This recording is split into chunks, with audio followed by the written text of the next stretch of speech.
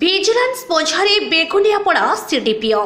Beguniapada CDPO Sandhyarani ପାଣିଗ୍ରାହୀଙ୍କୁ ଜେରା କରିଛି ଭିଜିଲାନ୍ସ ଟିମ୍।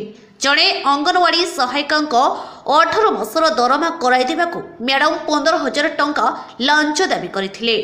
10,000 ଟଙ୍କା ଲାଞ୍ଚ ନେଉଥିବା ବେଳେ ଆଜି ରେଡ୍ ହ୍ୟାଣ୍ଡ ଧରାପଡ଼ିଛନ୍ତି ବେଗୁନିଆପଡ଼ା ସିଡିପିଓ ସନ୍ଧ୍ୟାରାଣୀ ପାଣିଗ୍ରାହୀ।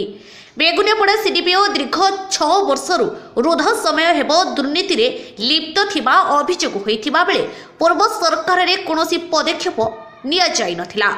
ଏବେ ମ୍ୟାଡାମଙ୍କ ଛତୁଆ ଦୁର୍ନୀତିକୁ ନେଇ ପଞ୍ଚାୟତ ସମିତିରେ ହୋ ହଲ୍ଲା ହେବା ପରେ କଡ଼ା କାର୍ଯ୍ୟାନୁଷ୍ଠାନ ନିଆଯିବ ବୋଲି ବିଧାୟକ କହିଥିଲେ।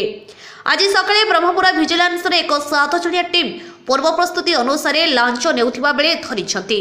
ବେଗୁନିଆପଡ଼ା ବ୍ଲକ କାର୍ଯ୍ୟାଳୟ ପରିସରରେ ଥିବା ଅଫିସ ସରକାରୀ ଘରେ ଛାନଭିନ୍ କରିଛନ୍ତି ଭିଜିଲାନ୍ସ ବିଭାଗ। ଜିଲ୍ଲା ବାହାରେ ଥିବା ବିଭିନ୍ନ କୋଠାରେ ଛାପାମାରି କରାଯାଉଥିବା ସୂଚନା ମିଳିଛି। त्रिवेणी बेहरा कुमारी बारी मोर 18 मास है दरमा छाड़ी ना न छाड़ा जगह मत बारंबार मुझे आसती मत नाच मागिले मागिया जगह 15,000 मागिले 15,000 मागिया जगह मुझे कहली मुझे एत दे पारि मैडम मुझे जहाँ देवी 12,000 देवी आउ तो धरी आसे मुझे धरी जा जगह 12,000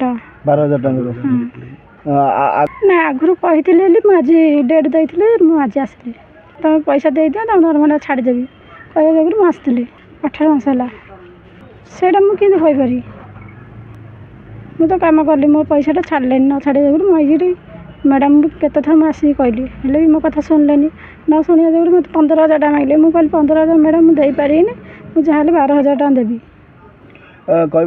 ମୁଁ ବ୍ରହ୍ମପୁର ଯାଇକିରି କରିଥିଲି।